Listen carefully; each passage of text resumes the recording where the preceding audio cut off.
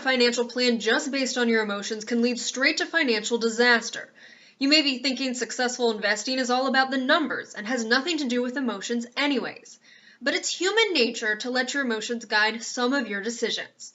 Today I'm joined by DiNuzzo, founder and president of DiNuzzo Private Wealth and DiNuzzo Wealth Management. He's also the author of the book, The 7 Keys to Investing Success.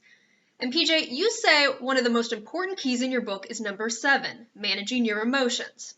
So I want to dive into this further. How can our emotions lead us astray when it comes to investing for retirement? Yes, Melanie, thank you very much for having me on today. I appreciate it. Thank you. Our emotions can lead us astray. In my book, The 7 Keys to Investing Success, I have in a tie for the 2 most important chapters in the book. Number 1 is to have a plan. That's what the entire book is all about. But also in a tie for number 1 is the topic that you just brought up today, is managing your emotions. And if you don't have a plan, there's a myriad of things which can take you off course. And we're at DiNuzzo Wealth Management all about individuals living their best life. And we want to help you to make it your best life. And there's a number of things that can take you off course regarding your emotions. Plowing forward before consulting history and data. A lot of times it can sound oversimplified, but individuals forget that stocks and bonds have been around for over 100 years. There's a lot of information out there. We've been through, as we refer to it, spring, summer, fall, and winter numerous times over and over through our investing cycle. So you need to pay attention again before plowing forward and just putting your head down. Take a look at history and data. If you're not that familiar with it, or if you can't internalize it, it will play on your emotions. Look to work with a professional. The next one would be willingness to take illogical risk with your money. This, again, to me is an offshoot of not having a plan. If you don't have a plan, any pathway can lead you anywhere. So again, if you have a plan, you're going to be a lot less susceptible to taking those illogical risks with your money. Choosing to ignore the past, that again gets into the history part that I mentioned earlier. And if I mentioned it twice, it may be, in our opinion, somewhat important. So again, on choosing to ignore the past, every individual who comes to us is retiring for the first time, where we at DiNuzzo Wealth Management have retired thousands of times. And again, let a firm like us, if you are a delegator, work with you in holding your hand and helping you come up with and developing a plan which will keep you away from making bad decisions with your emotions. Believing that it's different this time. We're currently going through the COVID virus, through the COVID-19 epidemic, and there's always some challenge out there. Folks will say it's different this time, but basically the dance is always the same, but the music may be slightly different. So we've been through inflation, deflation, presidential assassinations, wars, etc. over the last 100 years with the market. Let's take a look at long periods of time, take the power of long-term diversification and apply that for you to help you to be able to manage your emotions and sleep at night. And then the last one would be believing the investment success depends on intelligence and skill. Again, related to the fact that you don't have a plan. A lot of individuals think that, hey, I'm really smart, I'm very successful in my career, fill in the blank as far as what their career may be, their position in life, what they do for a living, but you cannot transfer that knowledge from what you may be an expert in your career to being able to manage your money in most cases. And then again, a lot of bad emotions come up.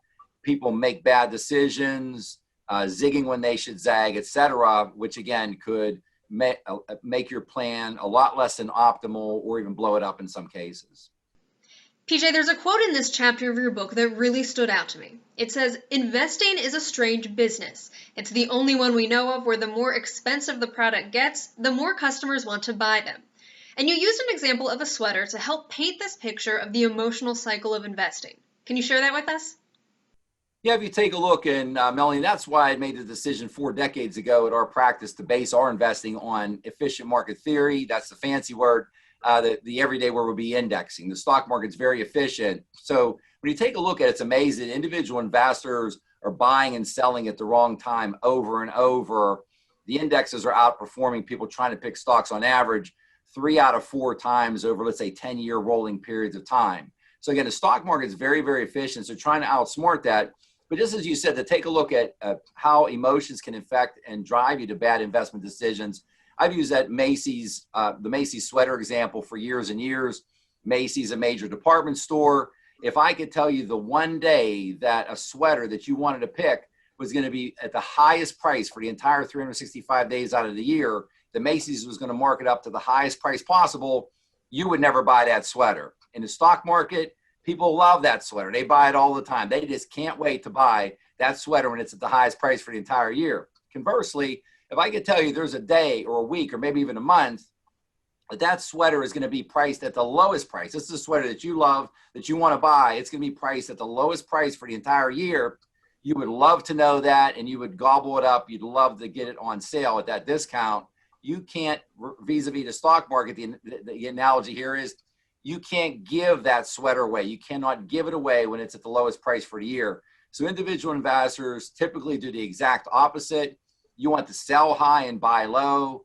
They are constantly selling low and buying high for a consistent underperformance that they have. And again, it all comes back to your topic that you have for today, basing things on your emotions. Your emotions will let you down. You're going to go to one extreme or the other, either greed or fear, and you're not going to be able to live your life the way that you want to and be as successful as you can.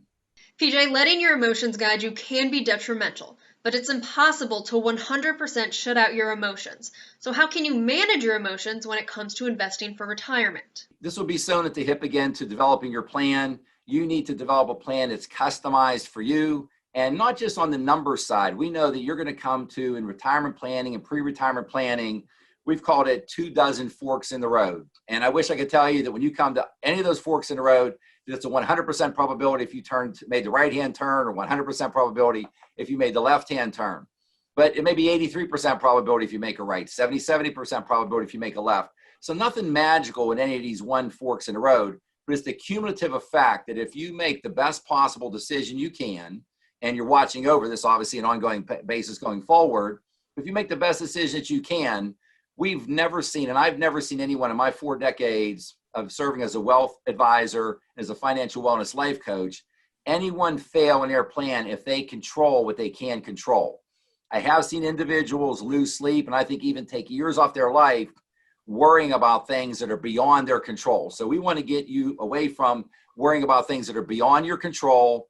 Manage what you can manage. You just don't know what you don't know. Again, a firm like us, where we've retired thousands of times, to your individual one time that you're getting ready and prepared to retire. If you do think you are the type of person that would need help, or a delegator, a firm such as ours could be a great help. You know, we've always said, we go through an awful lot of education in our process, that knowledge equals comfort, and comfort builds confidence. You just can't automatically go and flip on a switch and say, I'm going to have retirement confidence. So we work with our clients hand in hand on the qualitative side as well as the quantitative side. The numbers, of course, take care of themselves, but on the qualitative side, do you want to spend more time with family and loved ones? Do you want to live as independently as you can and live your life the way that you want to, when you want to, how you want to? Do you have more of an anonymous, or you could even say a phobic personality? There's nothing wrong with that. These are just individuals who say, I'm very private, I'm very confidential. I want to know everything about my finances, but I don't want others to know about those. There's all type of retirement investment personalities that we come into contact with. And it's very important for us to know that for our clients, and also for you to know your, what we call it, your high net worth personality as well. So there's the personality part of the retirement planning to be successful, as well as, of course, the numbers. There's no limit to the numbers that are involved as well.